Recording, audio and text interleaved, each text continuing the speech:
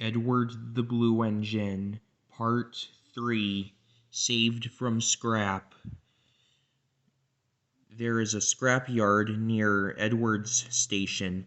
It is full of rusty old cars and machinery. They are brought there to be broken up. The pieces are loaded into trucks, and Edward pulls them to the steel works, where they are melted down and used again. One day, Edward saw a traction engine in the yard. Hello, he said. Hello, he said.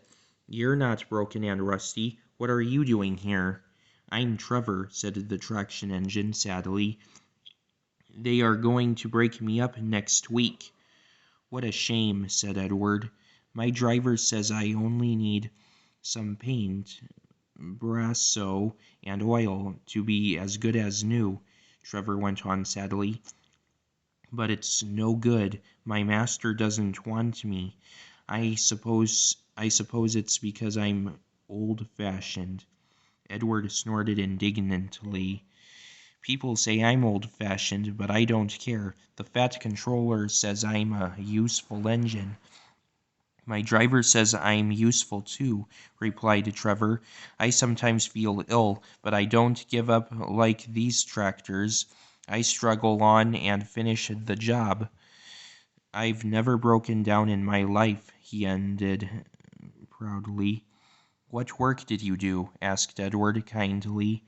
My master would send us from farm to farm. We threshed the corn, hauled logs, sawed timber, and did lots of other work. We made friends at all the farms and saw them every year. The children loved to see us come. They followed us in crowds and watched us all day long. My driver would sometimes give them rides. Trevor shut his eyes, remembering. I like children, he said simply. Oh, yes, I like children.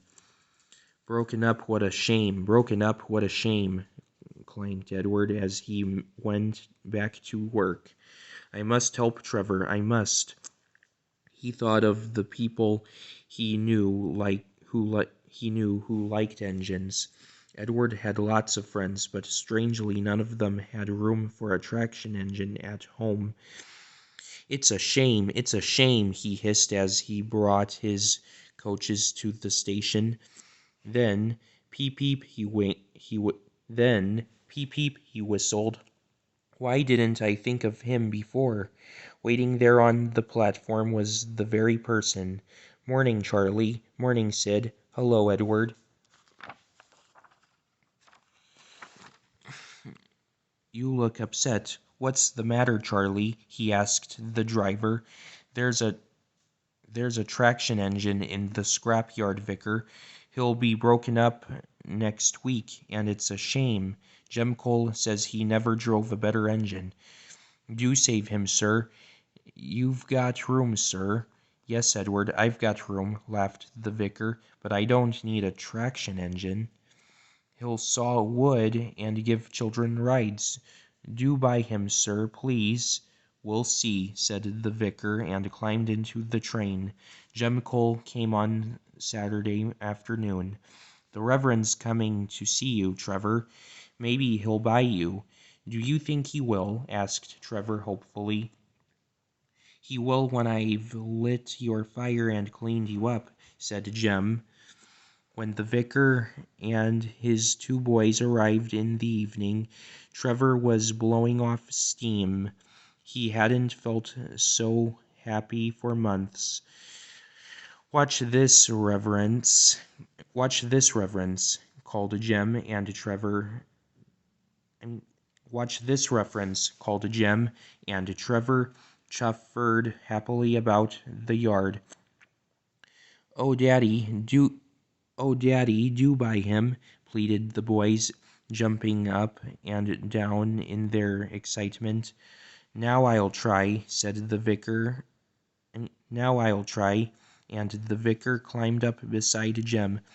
"Show your paces, Trevor," he said, and drove him about the yard. Then he went into the office and came out smiling.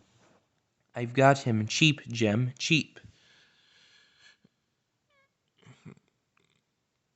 D'ye, d'ye, d'ye hear that, Trevor?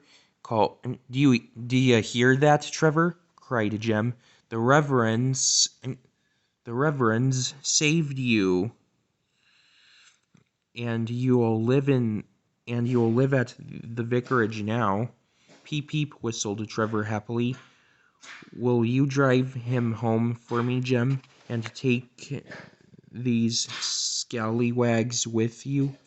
They won't want to come in the car when there's a traction engine to ride on." Trevor's home in the vicarage orchard is close to the railway, and he sees Edward every day.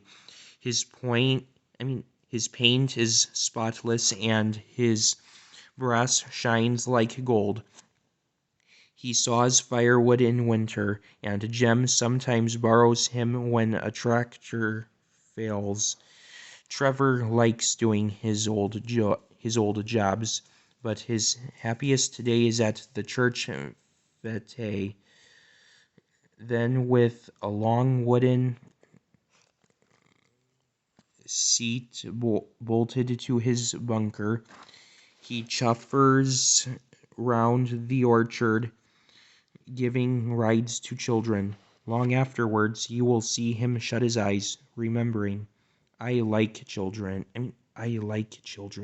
he whispers happily.